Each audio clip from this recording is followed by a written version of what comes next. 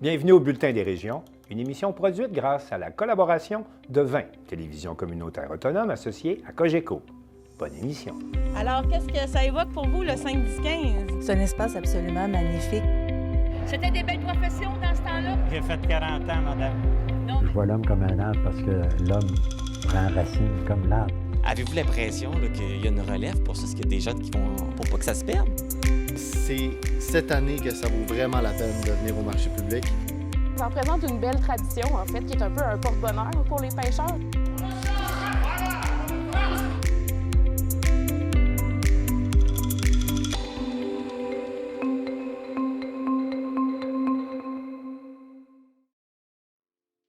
Au sommaire pour vous cette semaine, à Donnacona, de grands projets sont annoncés à l'occasion du 14e déjeuner annuel des gens d'affaires. À Chandler, le programme de récupération en supermarché a permis de récupérer 35 tonnes d'aliments au cours de la dernière année. Le défi Pissenlit, visant à favoriser la pollinisation, revient pour une 4e année. L'Association du cancer de l'Est du Québec vous invite à participer à la loterie qui fait du bien. À Montjoly, le très connu Bruno Landry a prononcé une conférence sur l'importance des bénévoles qu'il présente comme des super-héros. La chaîne musicale Rétro Souvenirs Radio remporte un Canadian Choice Award dans la catégorie Divertissement.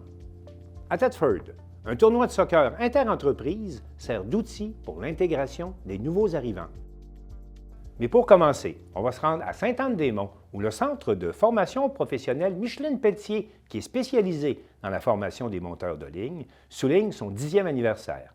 Un reportage de Marie-Claude Roy de la télévision de la Haute-Gaspésie. 10e anniversaire du centre Micheline Pelletier, ça valait la peine de se déplacer aujourd'hui. On rencontre Mélanie Godreau, qui est directrice par intérim du centre de formation professionnelle. Oui, merci beaucoup de votre présence. On est très heureux d'accueillir la population, les groupes scolaires, des dignitaires plus tard là, pour des allocutions, pour présenter un peu les développements depuis 10 ans au centre de formation, reparler de Mme Pelletier, là, qui le centre porte son nom, Centre Micheline Pelletier, puis parler des beaux défis qu'on a relevés durant les 10 dernières années puis qui s'en viennent aussi encore. Au Centre Micheline Pelletier, c'est le programme de montage de lignes électriques et de télécommunications. Il y a le programme aussi plomberie-chauffage. Donc, c'est les deux programmes ici offerts et présentement, on offre l'AEP en conduite d'engins de chantier. C'est 1125 élèves qu'on a formés en montage de ligne depuis 10 ans, 112 en plomberie-chauffage. Puis, chaque année, on en a 120 en montage de ligne et environ une dizaine en plomberie-chauffage. Puis, oui, vous allez pouvoir aller sur le chantier, voir les élèves en action, donc autant en conduite d'engins de chantier qu'en montage de ligne ou nos élèves en plomberie. On a vraiment des programmes attractifs là, à l'ensemble de la province, donc ils viennent d'un peu partout. Puis, on a même nos autres formations là, qui sont ici aussi, santé, secrétariat, comptabilité. Fait que les jeunes, même les groupes scolaires, tantôt, vont pouvoir voir en 10 minutes nos programmes. On profite du 10e anniversaire du Centre Micheline Pelletier pour faire une porte ouverte. Donc, on présente tous nos programmes à la population. Donc, on a comptabilité, secrétariat et formation générale des adultes qui est offert à notre point de service à Gabriel Lecourtois. 16 ans au 30 juin pour la prochaine année scolaire. Ça veut dire que si vous seriez intéressé à venir à l'éducation des adultes l'année prochaine, en septembre, bien, il faut avoir 16 ans au 30 juin de cette année. C'est pas pire, les boys.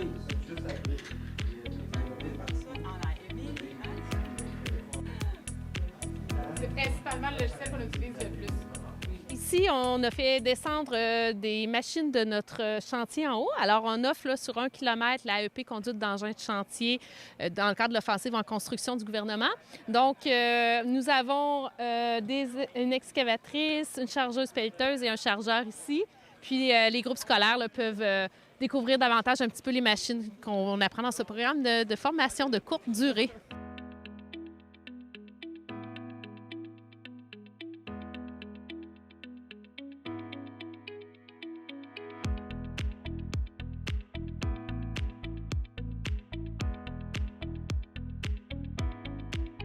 Vous allez découvrir nos élèves en santé, assistance et soins infirmiers qui sont dans nos locaux du point de service de Gabriel Lecourtois. Donc, un DEP sur 2 ans. Vous allez pouvoir découvrir leur matériel, entre autres. 2 étudiantes en soins de santé. Vous êtes ici pour accueillir les jeunes et les gens qui vont passer aujourd'hui. Oui. Puis, vous faites quoi dans votre cours? Bien, on fait plein de choses. On prend les signes vitaux. On a ici un petit atelier avec le système urinaire. On fait des sondes, on les retire. On fait des ponctions veineuses, des prises de sang. Beaucoup diversifié, ce cours-là. Merci.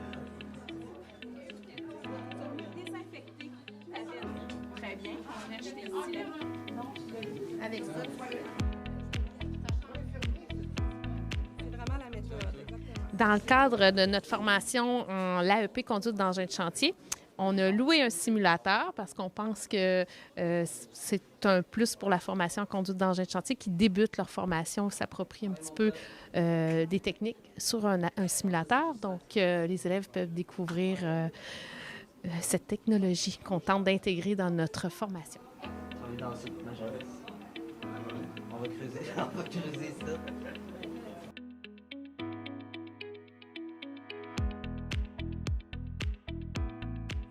Voici maintenant notre atelier de plomberie. Alors, notre enseignant Marco Murray va pouvoir vous en parler davantage un petit peu, ce qui va faire vivre vos élèves tantôt en plomberie. Donc, il y a une activité qui est organisée pour les élèves qui sont ici aujourd'hui? Oui, il y a une activité qui est organisée. Finalement, les élèves, qu'est-ce qu'ils font? C'est de la soudure. Ils vont exécuter finalement la préparation du tuyau, ainsi le chauffer pour faire un joint de soudure à l'étain. En plus de ça, il y a un petit atelier de réalité augmentée qui sert finalement à assister l'étudiant à faire une manœuvre sur un composant là, qui est le die de la fileteuse à tuyaux. Ici, on est en montage de ligne. Pour ceux qui ne savent pas c'est quoi un monteur de ligne, quand il va y avoir un accident d'un poteau, il y a des gros orages, puis il manque de courant dans la maison, bien, ça va être des petits bonhommes comme nous autres, qui vont aller réparer ça d'un poteau pour pouvoir réparer la situation le plus rapidement possible. Alors, on poursuit la visite. On est dans un endroit un peu particulier, la salle des poteaux. Voilà notre salle des poteaux pour notre premier montage de lignes électriques et de télécommunications. Faute d'aller sur le chantier dehors avec les groupes scolaires, on leur a préparé 3 ateliers à l'intérieur. David, tu es enseignant ici en montage de lignes. Oui, je suis enseignant en montage de lignes électriques et télécommunications. Ça fait bientôt, on va dire, 3 ans et demi, presque 4 ans. Puis, dans le fond, j'adore ça. Là. C'est, comment je dirais bien ça, c'est une passion. Aujourd'hui, vous avez organisé des activités particulières pour ces jeunes-là. C'est vraiment le fun. Oui, dans le fond, c'est le 10e anniversaire du centre Micheline-Pelletier. Donc, il y a plusieurs kiosques pour différents cours. Puis nous, dans le fond, on s'est fait quelques stations. Là, comme derrière, on va venir vraiment lever une charge dans les airs. Ici, on va vraiment ouvrir ou fermer un sectionneur. Donc, on permet aux jeunes de venir développer un peu, pas de motricité, mais venir toucher à des objets, de l'équipement qu'on va utiliser à tous les jours là, en montage de ligne.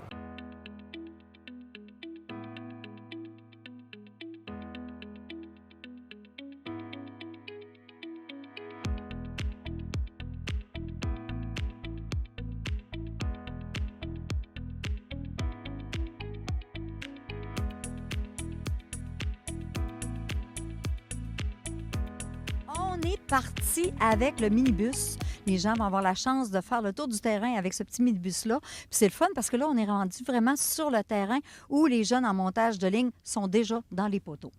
Le programme de montage de lignes électriques et de télécommunications, il y a 3 volets. Il y a un premier volet qui est le volet tronc commun. Donc, ils apprennent à grimper à l'éperon, ils apprennent les normes de sécurité, ils apprennent les différents outils, les équipements. Ensuite de ça, il y a un volet de distribution, c'est où on est en ce moment. Donc, ils apprennent à faire tout le déroulage des lignes, installer les transformateurs, les sectionneurs, les différents appareils. Ils apprennent à utiliser le camion nacelle, à installer, là, ce qu'on voit, ce qu'ils sont en train d'installer en haut, c'est une ligne, mais avec différentes protections.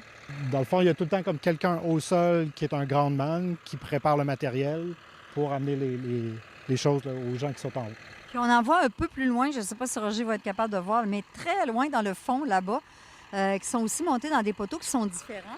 Oui. Ça, c'est des gens, c'est l'équipe qui est... eux, ils viennent de commencer. Ça fait quelques semaines là, qu'ils sont là. C'est le volet tronc commun. Donc, eux, ils sont encore en apprentissage à bien se positionner, utiliser les équipements de sécurité, de protection individuelle, leur harnais, donc à grimper comme il faut. Définitivement, il faut être à l'aise à travailler dans les hauteurs là, comme monteur de ligne, bien évidemment. Il y a autant... Là, ici, c'est le volet distribution, ils sont dans les poteaux le long des routes, mais il y a aussi un volet transport que là, ils vont apprendre à monter dans les pylônes, où ce que là, c'est plus haut. Et télécommunications. Télécommunications, c'est le dernier volet qu'on a ici. Là, ils apprennent à installer les antennes de télécommunications au sommet des tours. Alors, on vient de trouver des étudiants qui viennent de commencer le cours. Bonjour, ça va bien? Oui, et vous? Tu viens de quel endroit? Je viens de Québec. Québec, qu'est-ce qui t'a donné le goût de t'en venir ici en montage de ligne? L'adrénaline puis la hauteur, c'est la chose qui m'a donné le goût de venir ici. Puis ici, à Saint-Anne-des-Monts, comment tu trouves ça, toi? C'est un petit village? Ah, ben je trouve ça vraiment le fun, là. Niveau plein air, puis tout, moi, dans mon coin, c'est plus de la ville, fait que je vraiment pas ça. Ici, c'est vraiment le fun, les paysages, puis tout, c'est super beau, là. Tu viens de quel endroit, toi? Je viens dans le coin de Montréal. De Montréal. Hey, c'est quand même assez loin pour venir étudier. C'est quand même loin. Ouais, ben, je voulais justement changer, je voulais dire. Je voulais venir faire les études, puis trouver de quoi de nouveau. Dans mon coin, il y avait Québec pour faire le cours, mais ça ressemble un peu trop au coin de ville. J'aime mieux ici, c'est campagne, je trouve ça le fun, l'air frais, ça fait différent, c'est vraiment le fun.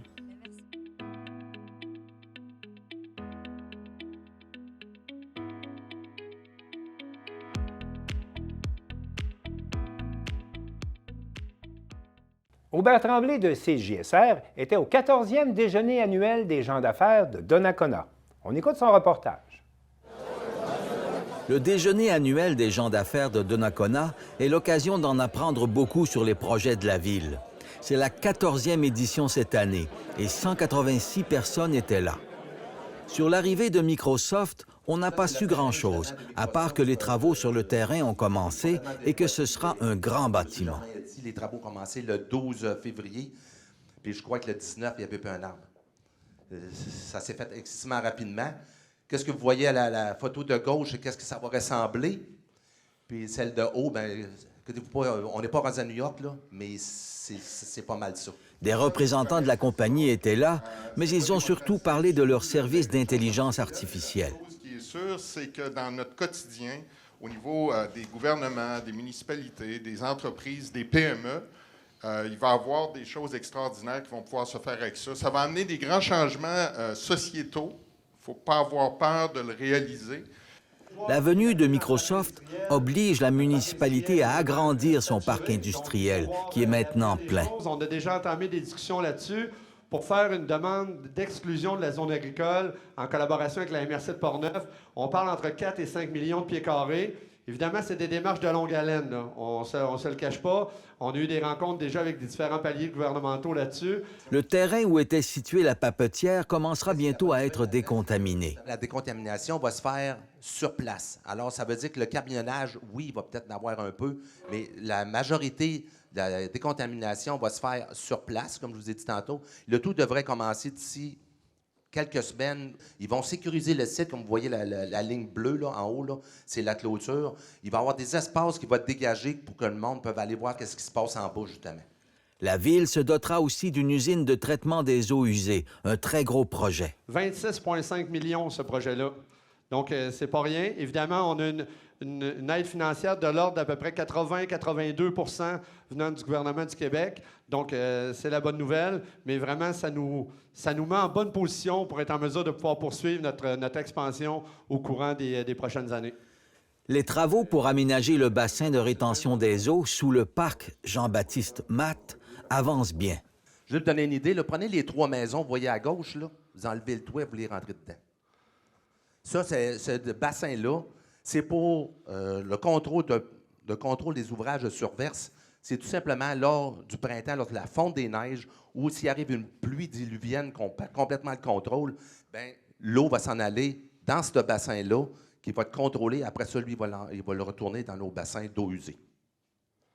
Mais inquiétez-vous pas, le parc va réapparaître après ça. Il va y avoir de la terre mise par-dessus et le parc va revenir comme il était avant. Oui, on remet les modules de jeu. C'est le même principe un peu, là, ceux qui ne savent pas, mais c'est les plaines d'Abraham, là, c'est la même chose. Il y en a un bassin en dessous des plaines d'Abraham, justement, un réservoir d'eau, bien, c'est la même chose ici. La construction de la nouvelle caserne de pompiers sur la rue Notre-Dame est elle aussi bien avancée. Comme vous voyez la photo de droite ici en bas, c'est notre nouvelle caserne. C'est ça qui va ressembler un coup terminé. 5 portes, beaucoup de fenestration. Le 2e étage, c'est sûr, elle va être là pour la formation des pompiers et autres, mais également, ça va être notre centre de crise. Alors, si, admettons, il arrive un désastre naturel, qu'il faut justement ramasser l'information et autres, bien, ça va se faire dans cette salle-là et non dans la salle de conseil comme on faisait avant, parce qu'on veut libérer la salle de conseil que si on veut passer de l'information aux citoyens, bien, on n'avait plus de salle. Alors, celle-ci va devenir la salle de crise et la salle de conseil va rester la salle pour informer nos gens. On devrait prendre possession en septembre 24. On a engagé une technicienne en prévention incendie, Julie Saint-Onge. Il faut respecter ce qu'on appelle un schéma de couverture de risque dans chacune des villes. Et là, on est encore mieux équipé que ce qu'on était. Dans le même ordre d'idées, la Ville achètera une génératrice pour que l'aréna soit plus facilement utilisée comme lieu d'hébergement de sinistrés. Il arrive un gros incendie, on doit sortir des gens. Il arrive une grosse panne d'électricité, plusieurs jours, on doit sortir des gens. Mais on était dépendant, on devait aller louer des génératrices à l'extérieur. Maintenant, on va être autonome, on va avoir notre propre génératrice. Donc, on en fait l'achat dans les prochains mois. Donc, on va être en mesure de pouvoir être encore plus sécuritaire pour notre population. Parlant d'aréna, on y fera aussi de grands travaux. Notre dalle de béton, on vivait sur du temps emprunté. Donc, c'est la dalle originale, construction de l'aréna 1967. On la ferme prématurément, l'aréna. On ferme les compresseurs le 31 mars. C'est que l'entrepreneur n'a pas le choix de rentrer sur les lieux le 8 avril pour que les travaux soient prêts pour la deuxième semaine d'août et qu'on puisse pouvoir tenir Expo Donnacona. Donc, on refait la dalle, les bandes, les baies vitrées, les filets en arrière des buts. Donc, vraiment, les ancrages de buts. Donc, tout va y passer. Ça va être bon pour notre équipe senior. Le terrain de soccer sera bientôt doté d'une surface synthétique. Vous savez, la terre ici à Donnacona est très argileuse. Alors, si vous voyez une journée qui pleut, puis un match ou deux de soccer, puis un de football, le terrain, il est scrap. Il est complètement démoli. Alors, on a notre projet justement de terrain synthétique. C'est en collaboration, la Ville, il fait partie de ça. Il y a le service scolaire également. Et la fondation de l'école secondaire aussi va faire partie de ce projet-là, d'un montant de 3,2 millions.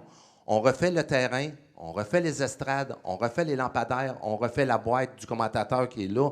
Puis en dessous, bien, ça va être la place pour l'entreposage de l'équipement à chaque fois. Le parc des Berges, lui, sera plus accessible. On aménagera un escalier exactement à l'endroit où il y en a déjà eu un. Les 106 marches, c'était au bout de la rue Saint-Joseph. On descendait, on se rendait au parc.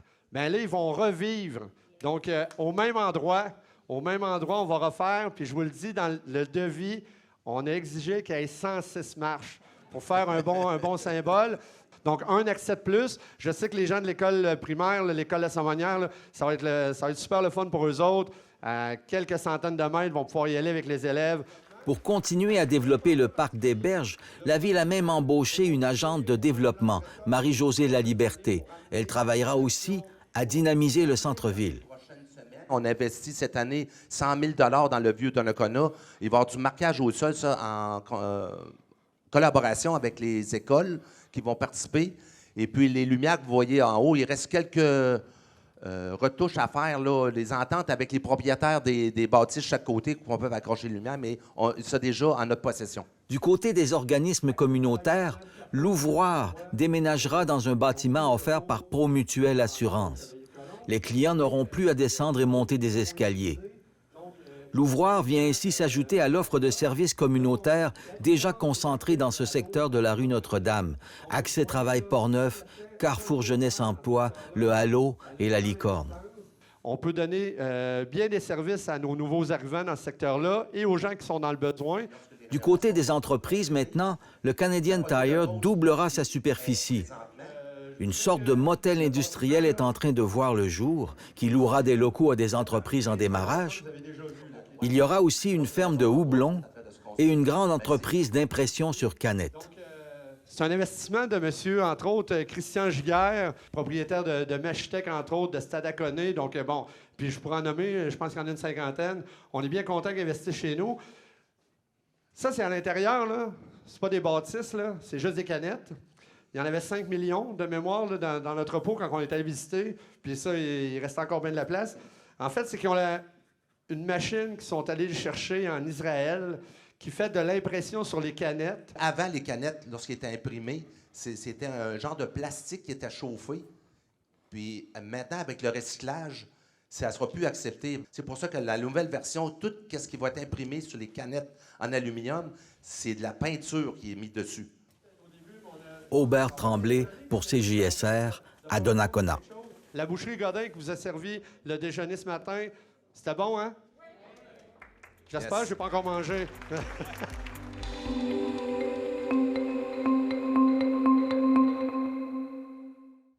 Notre 3 tonnes d'aliments sont récupérées chaque semaine dans l'agglomération de Chandler grâce au programme de récupération en supermarché.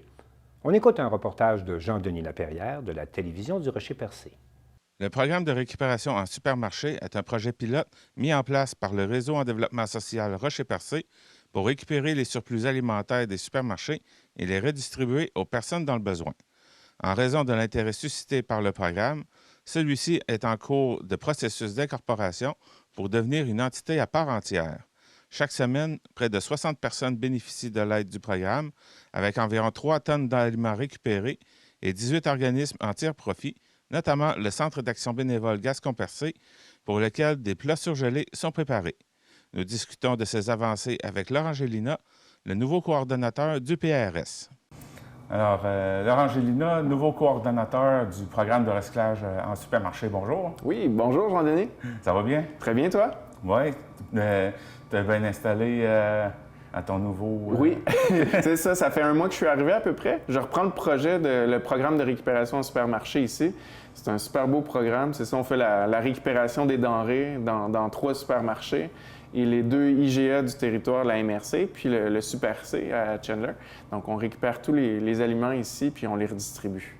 J'ai venu faire mon tour il y a 1 an. On va voir un peu où est-ce qu'on en est rendu. Faire un rappel, ça a été mis en place, pourquoi Ça a été mis en place en 2021. Puis l'idée, ça faisait partie d'un projet qui était développé. On voit qu'il y avait beaucoup d'intérêt des partenaires. Puis c'est un projet qui a été initié par le Réseau en développement social, ici, Réseau en développement social Rocher-Percé. Donc, le projet est né vraiment du réseau et des organismes partenaires aussi pour récupérer la nourriture puis redistribuer celle-ci là, auprès des personnes qui en avaient besoin. Donc, c'est ça depuis 2021. Donc là, ça va faire bientôt, à l'été 2021. Donc là, ça va faire maintenant 3 ans là, cet été. Donc, vous récupérez chez 3 supermarchés. Ça se passe comment? Ça se passe comment? On effectue la collecte, donc on part 3 jours par semaine, lundi, mercredi et vendredi. Notre employé David, il part faire la collecte dans les 3 supermarchés. Donc, il y a des bacs spécialement prévus pour ça qui restent dans les supermarchés, qui sont remplis par les employés des supermarchés. Puis nous, on vient chercher ces bacs-là. Une fois qu'ils sont remplis, on les récupère, puis ensuite, on met tout ça dans nos frigos. On va trier toute la nourriture. On essaie de catégoriser le plus possible. Donc, on a 2 frigos ici en arrière. On a des congélateurs aussi pour la boulangerie, pour la viande. Donc, on classe tout ça. Puis ensuite de ça, c'est notre clientèle qui vient chercher les aliments. Il y a les organismes aussi qui peuvent venir directement. Donc, on fait affaire avec 18 organismes communautaires de la MRC du Rocher-Percé qui viennent chercher directement les denrées ou qui donnent par un système de couponnage, donc des coupons qui donnent à leurs usagers. Puis les usagers viennent chercher, avec l'aide des coupons, ils viennent chercher les aliments directement ici. Donc, ils peuvent choisir qu'est-ce qu'ils veulent mettre dans leur panier. 18, c'est beau. On est rendu à pas mal... Plusieurs organismes, oui, effectivement. Donc, il y a beaucoup d'organismes qui sont relatifs au CI3S de la Gaspésie, département santé mentale, par exemple, département jeunesse. Mais il y a aussi d'autres organismes qui œuvrent sur le territoire, comme le Centre Émilie-Gamelin, la Maison Blanche-Morin, d'autres organismes communautaires aussi qui ont besoin de denrées. C'est vraiment pour... notre objectif, c'est d'avoir du dépannage alimentaire. Donc, c'est vraiment des personnes qui en ont besoin, soit des personnes qui vivent, que ce soit temporaire ou que ce soit un petit peu plus sur le long terme, mais qui vivent des problèmes par rapport à l'insécurité alimentaire. Donc, ils ne sont pas assurés, ce pas des personnes nécessairement qui peuvent aller faire leur épicerie, qui ont les ressources financières nécessairement pour faire une épicerie complète à chaque semaine. Donc, nous, on est là pour les aider, pour les dépanner. Est-ce que vous faites toujours les plats givrés pour le Centre d'action bénévole? Oui, exactement. Donc ça, c'est notre 3e volet ici. Donc notre premier volet, c'est d'aider directement les usagers. 2e volet, c'est d'aider les organismes. Puis notre 3e volet, c'est en collaboration avec le Centre d'action bénévole, c'est de leur fournir ce qu'on appelle les plats givrés, les petits plats givrés. Donc c'est des plats préparés qui sont préparés par nos employés ici en cuisine. Donc à l'aide principalement des aliments qui sont récupérés. qu'on vient compléter aux besoins. Donc oui, on produit plusieurs plats par semaine. On en a environ 60 plats par semaine. Donc ça revient à peu près 3000 par année, 3000 plats givrés qu'on produit pour le Centre d'action bénévole pour qu'ils redistribuent auprès de leur clientèle. Tu as parlé que vos sources d'approvisionnement, en ce moment, c'est IGA, les deux IGA plutôt, Grande Rivière Chandler et Super C. Rolando me parlait l'an passé qu'il aurait aimé pouvoir étendre ça au restaurant. Oui. Est-ce que c'est toujours dans d'actualité? Exactement, oui, c'est quelque chose qu'on vise, puis on va probablement débuter cette année. Les restaurants, il y en a plusieurs restaurants qui sont saisonniers ici. On pense notamment aux restaurants Percé. Hein. Eux, rendus au mois de septembre, octobre, ils ferment le restaurant. S'il leur reste des aliments, bien souvent, ces aliments-là sont jetés ou sont peut-être donnés à des employés ou autres. Mais nous, on aimerait bien réussir à capter ces aliments-là, donc les amener ici pour les redistribuer dans la communauté. Donc, c'est un projet sur lequel on travaille, oui. Et est-ce que vous avez déjà commencé à contacter certains commerçants? Oui, mais il y en a qui se sont montrés intéressés déjà. Il y en a par contre qui faisaient déjà affaire avec des banques alimentaires qui allaient porter ça du côté de Gaspé. Mais nous, on aimerait ça que ce soit géré sur notre territoire pour notre communauté directement. Donc, on essaierait d'aller chercher ces aliments-là pour que ce soit redistribué ici, là, dans notre communauté.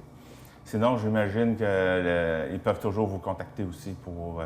Oui, certainement. Se proposer. Oui, exactement. Ça nous ferait toujours un grand plaisir.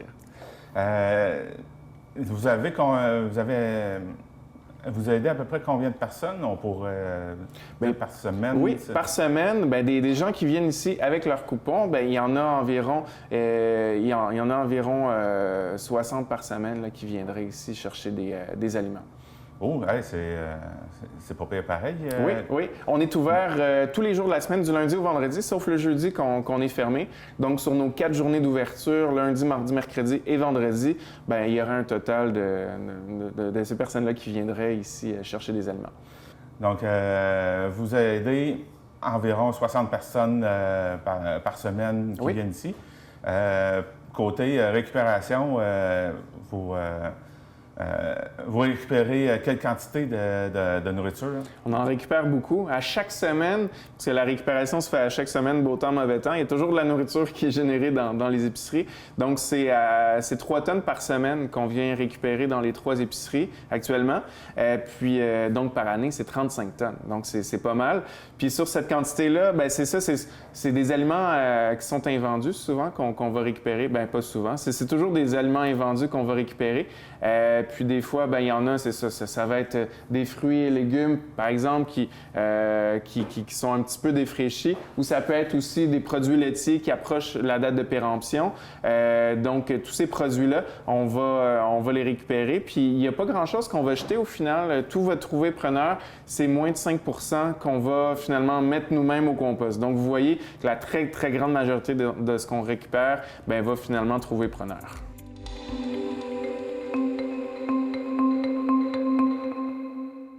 Marc Baudouin de la télévision de la Matapédia s'entretient avec Christina Fortin-Ménard au sujet de la 4e édition du Défi Pissenlit.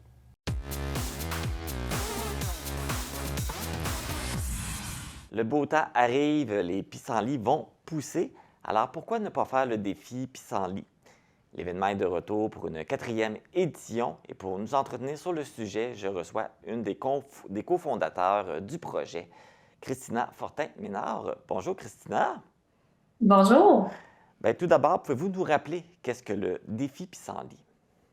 Oui, le défi pissenlit, en fait, il n'y a pas plus simple que ça. Au printemps, au lieu de tondre tout de suite les pissenlits quand ils vont sortir, on patiente un peu, quelques jours, jusqu'à 2-3 semaines, on les laisse fleurir pour offrir le pollen et le nectar aux insectes pollinisateurs qui en ont grandement besoin après ce long hiver.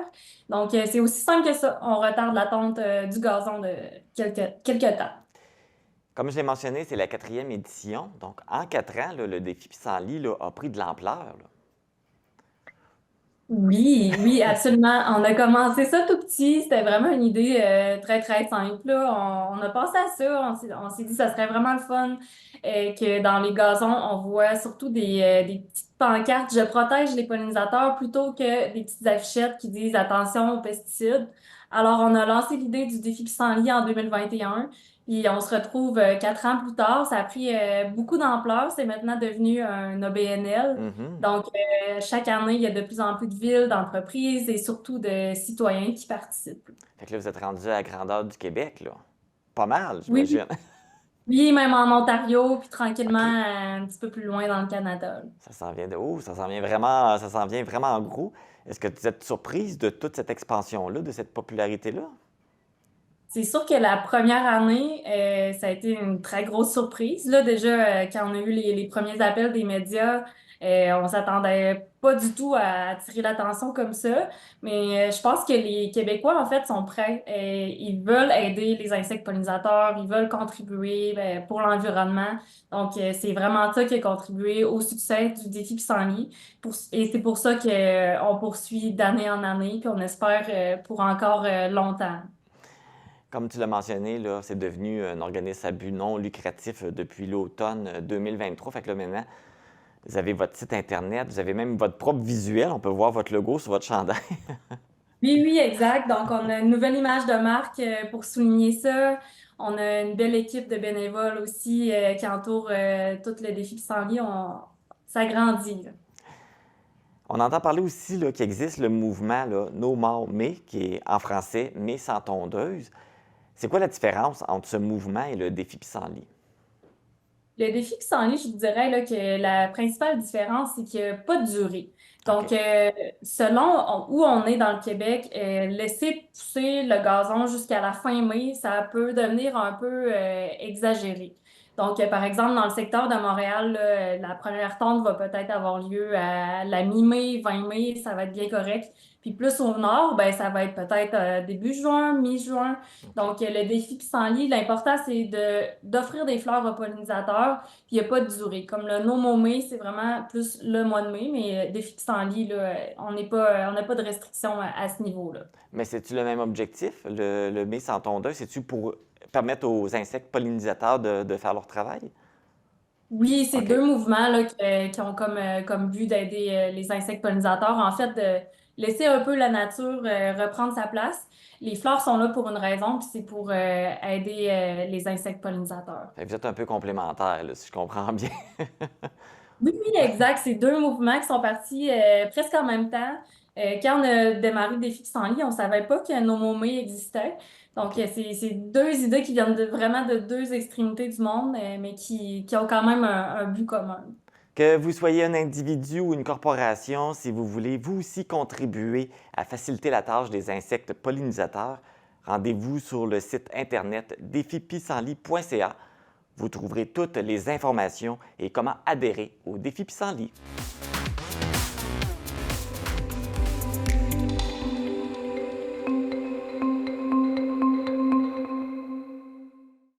La loterie qui fait du bien est de retour et Valérie Pinault de Télévague en parle avec Adrienne Briand de l'Association du cancer de l'Est du Québec. Bonjour, Adrienne. Bonjour. L'Association du cancer de l'Est du Québec est en pleine campagne de financement d'une loterie qui s'appelle la Loterie qui fait du bien. Pouvez-vous me donner une petite idée des prix qu'on peut gagner? Oui, en fait, cette année, pour la 7e édition, on a vraiment misé sur des prix expérience pour faire un parallèle, en fait, avec notre mission qui est Soldat de votre mieux-être.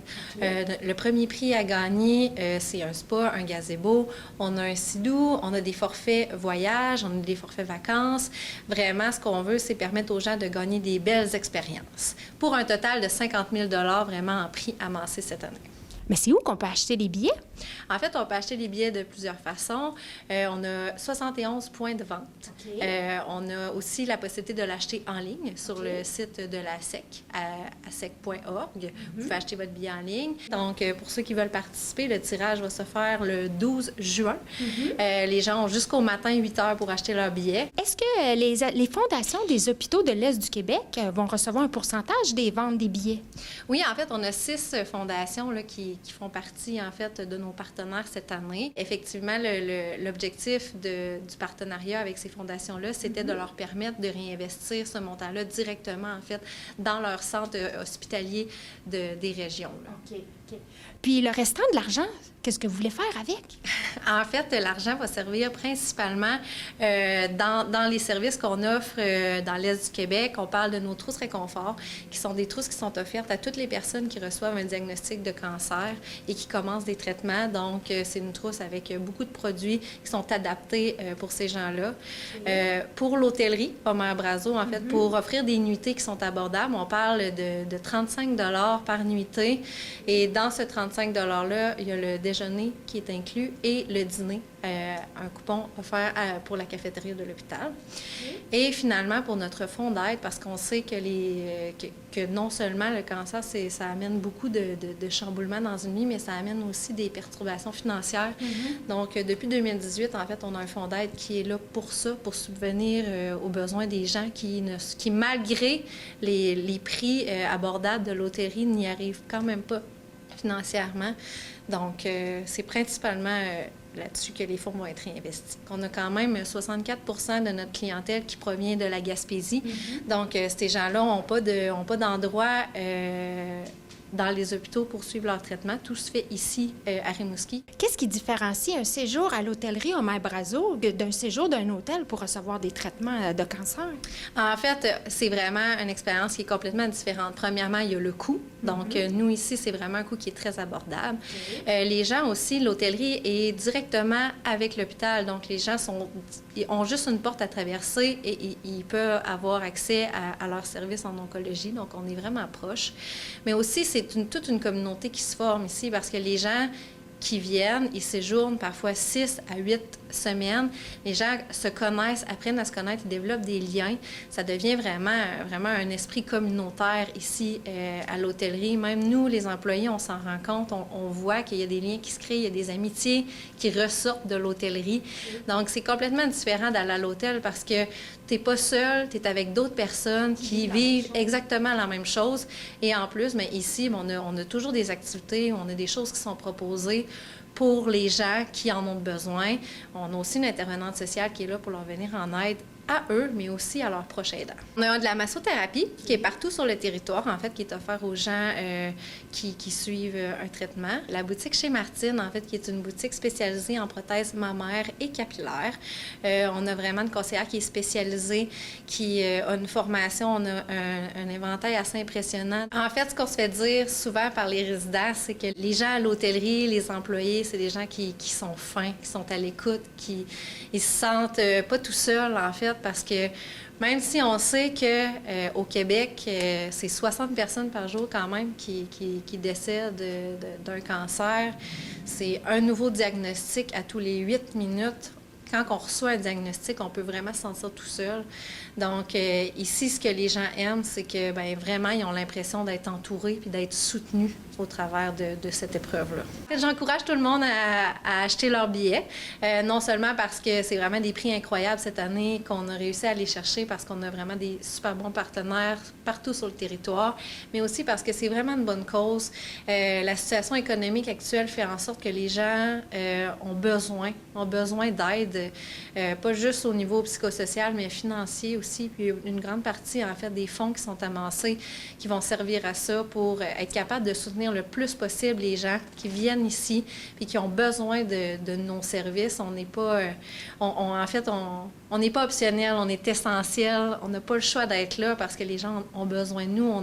Notre hôtellerie est toujours ou presque tout le temps à pleine capacité parce qu'on a toujours des gens qui ont besoin, en fait, d'hébergement durant leur service. Donc, j'encourage tout le monde à participer à cette belle campagne, puis à aller sur notre site Internet pour acheter un billet en ligne.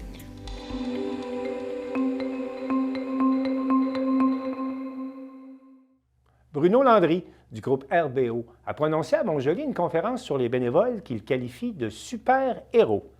Marc Després, de la télévision de la Métisse, l'a rencontré. Eh bien, Bruno Landry, donc tout d'abord, bienvenue à Montjoly. Bien, merci. C'est un plaisir d'être ici. Et donc, vous êtes venu présenter votre conférence super-héros. Je pense que ça fait à peu près un an là, que vous la promenez. Oui, c'est notre deuxième conférence. Donc, la première, on l'a fait depuis 7 ans, mais on est dans la création d'une deuxième conférence qui est super-héros. OK. Donc, il va y avoir comme une deuxième ébauche. Là. Bien, en fait, c'est la deuxième qu'on a présentée. Et à ce moment-là, donc, quel bilan vous dressez de cette expérience? Bien, premièrement, une grande fierté de venir à la rencontre de gens qui font du bénévolat, qui ont un impact dans leur communauté, des gens généreux, des gens à l'écoute des autres. Alors, d'avoir la chance de m'adresser à ces gens-là, c'est un privilège. Donc, heureux que le Centre d'action bénévole ait pensé à vous? Tout à fait. Puis, c'est des gens... On décrit les qualités des gens dans la conférence, puis on a fait remplir un questionnaire. Et ces gens-là, ici, là, c'est des gens dévoués et fiables. C'est les deux caractéristiques qui sont ressorties, puis ça ressemble tellement à ce qu'ils font au quotidien, puis au bien qu'ils font à tous ces gens-là. Qu'est-ce qui vous a amené à créer cette conférence-là sur ce thème des super-héros? C'est l'idée qu'on a eue parce que la thématique des super-héros, c'est quelque chose qui est plus grand que nous. Et on a décidé de jouer sur les forces des gens, ce qui nous élève. On est dans une époque très polarisée où on vit beaucoup de conflits. Puis nous, ce qu'on amène, c'est une espèce de vent de fraîcheur puis d'espoir où on se concentre sur les forces puis les qualités des gens qui nous entourent. Parce que ces gens-là qui étaient là ce soir, dans la vraie vie, mon Dieu, la société serait pas ce qu'elle est. Tout à fait, tout à fait. C'est ça. C'est pour ça que je parlais d'un privilège puis d'un honneur de venir parler à des gens aussi altruistes.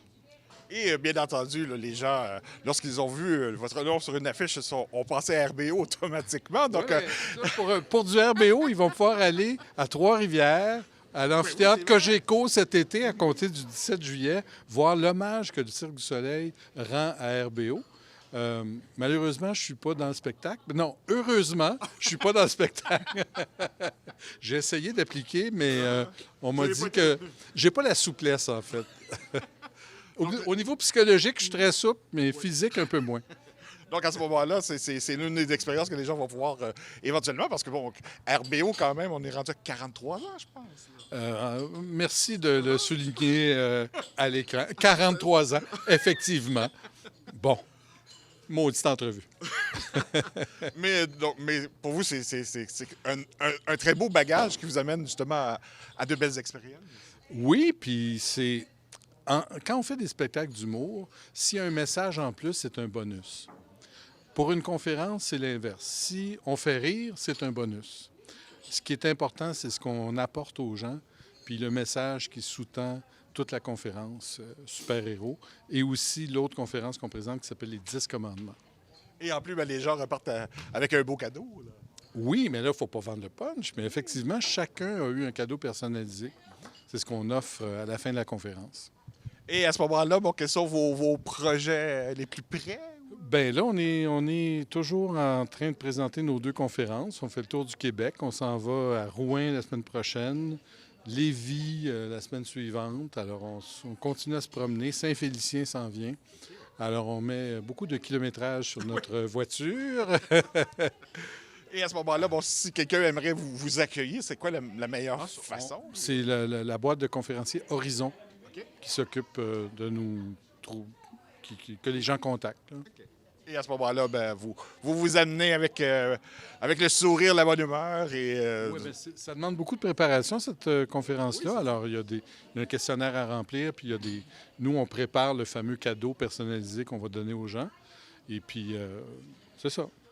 Et ça s'adresse vraiment à tout le monde. Comme vous le disiez, la dernière fois, je pense que c'était avec des gens d'affaires, cette fois-ci des bénévoles. Donc, ça s'adresse vraiment à tout le monde. Des infirmières, des compagnies d'assurance. On fait vraiment le tour de chacun des groupes à peu près actifs de la société.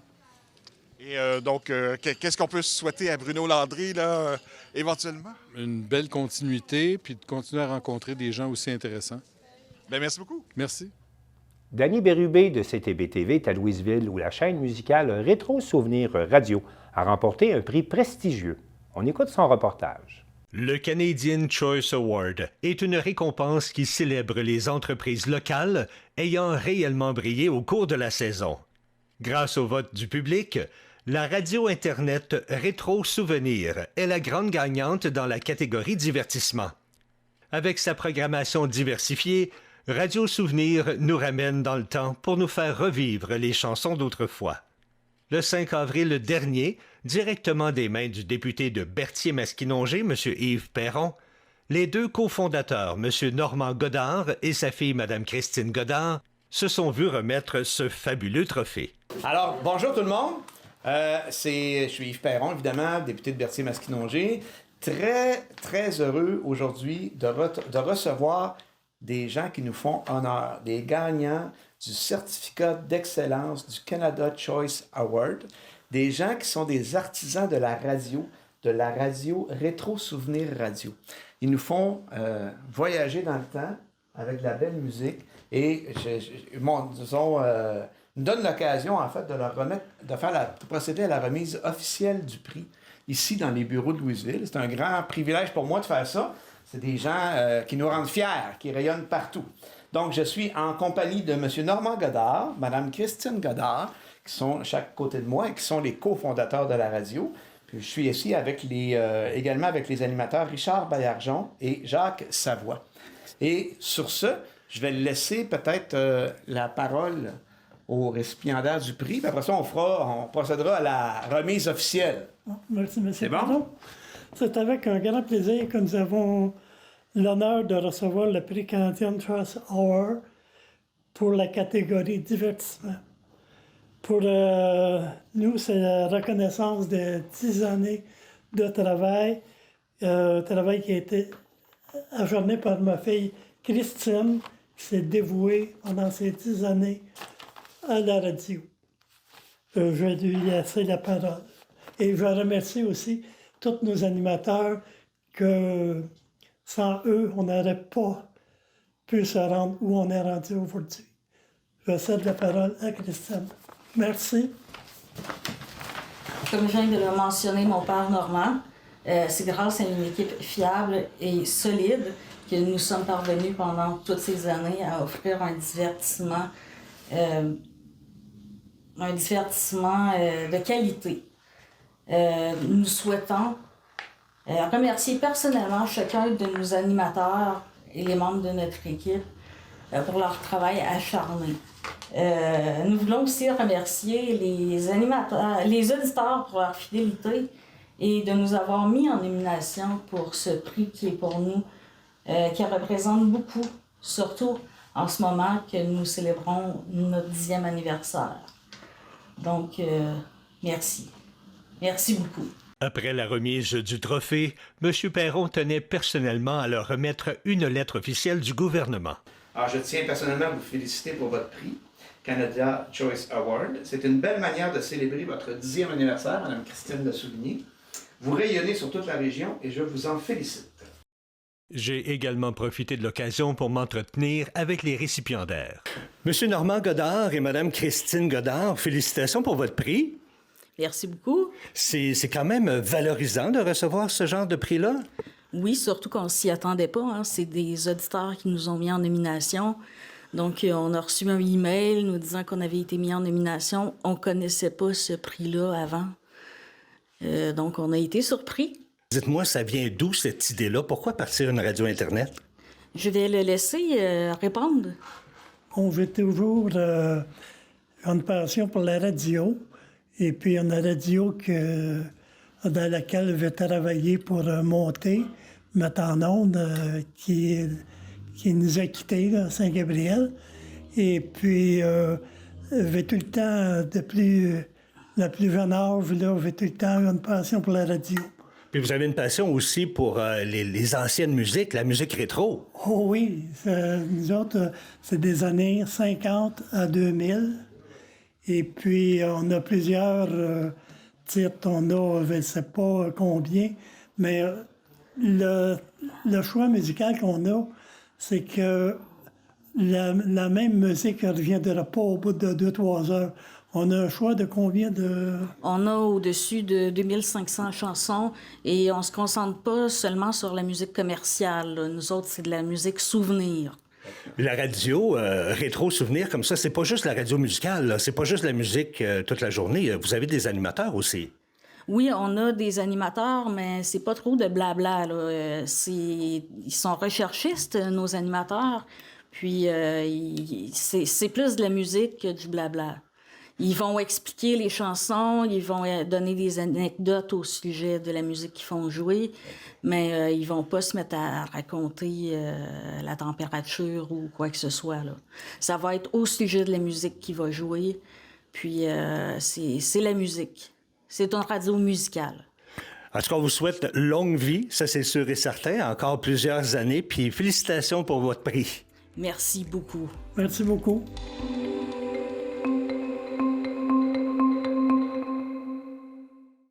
Gabriel Blancard de TVCRA était à Thetford où se déroulait un tournoi de soccer inter-entreprise. On apprend, dans son reportage, que ce tournoi était surtout un prétexte permettant de rapprocher les nouveaux arrivants et la communauté locale.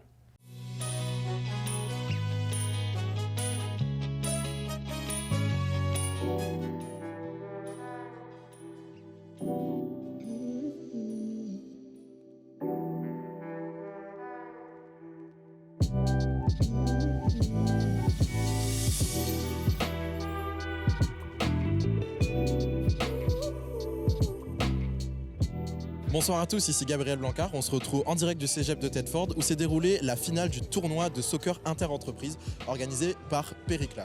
Je vais dès maintenant passer la parole aux gagnants de ce majestueux tournoi inter-entreprise. Alors on se retrouve actuellement avec les gagnants de ce tournoi inter-entreprise, donc l'entreprise Castec. Je suis avec Ivan. Ivan, bonsoir. Est-ce que tu peux nous partager un peu ton ressenti après ce match? Mais oui, ce tournoi-là, c'était tellement bon pour nous, pour partager le sport avec les gens, puis connaître beaucoup plus de gens, puis grandir la société du sport qui aime le football comme nous. C'est une belle passion qui tous nous, ensemble, en profitent beaucoup. Donc, on est très heureux d'être champions au final. On s'est battu bien fort avec les gens, mais au final, on a gagné finalement. Et du coup, toi, est-ce que tu peux nous parler un peu de toi? Ça fait combien de temps que tu es au Canada? Moi, j'aime vraiment mon expérience ici au Canada. C'est un bel pays. C'est un bel pays, une belle expérience pour travailler aussi, pour grandir comme personne, puis connaître aussi beaucoup de gens, une autre culture aussi. Et ça fait combien de temps que tu es ici? Ça fait 3 ans maintenant que je suis ici. J'avais arrivé le 17 décembre 2020. En plein COVID. oui. Pas idéal du coup comme période. Et du coup de l'acclimatation, donc l'acclimatation dans la société canadienne et donc l'acclimatation dans la société canadienne et au sein de ton entreprise, comment ça s'est déroulé, l'échange avec les locaux et bien évidemment les immigrants comme toi? C'est pas évident, c'est climatiser, c'est habitué à un nouveau rythme de vie parce que on laisse tout à l'arrière, puis on doit s'en chercher nous-mêmes dans ce nouveau endroit, de nouvelles sociétés, de nouvelles habitudes aussi pour les gens. Donc on doit toujours affronter les chocs culturels, ça c'est sûr. Mais quand même, les Québécois, les gens québécois sont très respectueux, très belles avec nous, très accueillants aussi. Donc on remercie les pays, les gens ici en général. Ils sont fait très bien avec nous. Oui. Parfait, merci beaucoup et encore félicitations. Félicitations.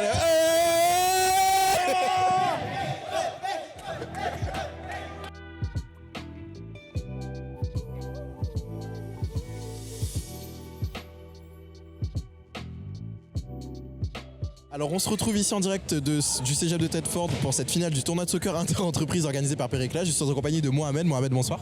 Bonsoir, je me présente Mohamed Diouf. Je suis président et fondateur en fait, de l'organisme Pericla avec une équipe en fait, vraiment qui est dévouée. Donc Pericla en fait, c'est une plateforme d'échange et de réseautage entre communautés immigrantes et locales des Appalaches. D'accord, très intéressant. Est-ce que du coup tu peux nous parler un peu de ce tournoi? Qu'est-ce qu'il représente et qu'est-ce qui implique l'organisation d'un tel événement? Bon, en fait, nous en fait ce qu'on cherchait, on cherchait en fait quelque chose qui pourrait rapprocher la communauté locale et aussi les immigrants en fait, surtout dans la région, dans la belle région qu'on a. Donc on s'est dit qu'un tournoi inter-entreprise serait l'idéal. C'est pourquoi on a initié cette rencontre-là en fait de tournoi inter-entreprise qui permet la rencontre bien sûr et l'échange et le partage entre les salariés, les dirigeants d'entreprise. C'est ça l'objectif en fait pour un esprit d'équipe en fait entre les salariés. Donc ce soir, vous l'avez très bien compris, on se retrouve pour la finale du coup de ce tournoi inter-entreprise. Quand est-ce qu'a démarré ce tournoi? Le tournoi a commencé en mi-février. Donc, l'objectif, c'était de commencer par des phases, en fait, de premier tour. Donc, toutes les entreprises vont se rencontrer entre elles. Donc, après ça, il y a les phases finales, les quarts de finale, demi-finale. Et aujourd'hui, il y a la finale qui s'est déroulée entre Castec et Récupération Fontenelle, qui est un excellent match, vraiment. Et alors, est-ce que tu peux nous dire combien il y a eu de participants à l'origine au début de ce tournoi? Bon, il y en avait en fait 6 entreprises. Donc, chaque entreprise, il y en a 10 joueurs. Donc, ça c'est parti de ces entreprises. Là, on s'est rendu à la finale avec 2 entreprises. Et finalement, Castec a remporté en fait, la finale. Un très beau match, en fait, vraiment un excellent travail aussi. Et je tiens à remercier toute l'équipe de Péricla qui sont dévoués à la réussite en fait, de ce tournoi. Et je tiens à remercier toute l'équipe de Péricla, vraiment. Parfait, merci beaucoup. Encore félicitations aux gagnants. Est-ce que tu peux nous décrire un peu comment on organise un tel événement et quel impact ça a pour toi et pour les sociétés immigrantes et locales également? Bon, en fait, comment on fait pour organiser ça? Ça demande de l'organisation et d'être structuré et s'assurer vraiment, en fait, nous, ce qu'on a fait, on a pris chaque équipe des responsables et des capitaines et on s'est entendu des réunions, vraiment, et qu'on essaye de faciliter la communication. Quand il y a un match, donc la communication se déroule entre chaque entreprise pour qu'il y ait la communication et les bonnes informations. C'est ça que ça s'est déroulé, ce qui fait que le tournoi, ça s'est réussi. Donc, c'est ça. L'autre question, c'est par rapport, en fait, l'impact ça aura. L'impact ça aura, c'est le rapprochement interculturel. Donc, c'est ça qu'on veut. On veut que les gens se tissent les liens. Et ça, c'est vraiment, on l'a réussi. Que ce soit la communauté locale et les immigrants qui aient ce tissage de liens. Et c'est vraiment, moi, c'est un beau travail. Vraiment, je tiens à remercier encore de plus et toute l'équipe, en fait, dessus.